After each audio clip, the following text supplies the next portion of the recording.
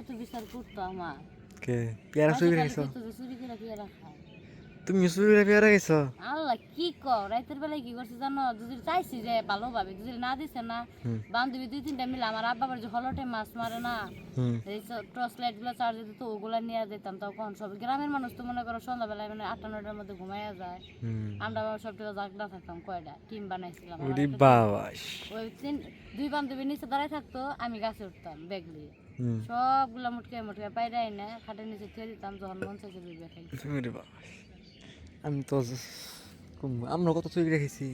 আম চুরি করে রেখে যাও, সুযোগ পেলে মাসের মুরগিও চুরি করে রেখে। ওরে বাবা, তোমরা তো ছেলে মানুষের চাইয়া বেশি। মানে এলাকার মধ্যে মনে করো যে আমার গোষ্ঠীর মধ্যে আমার বাচ্চা ছাড়া 3 ভাই, আমাকে 3 বাচ্চা ছাড়ার মধ্যে আমরা যে কটা বই না ছিলাম তার মধ্যে বেশ সবচেয়ে বিগ হাউস ছিলাম আমি।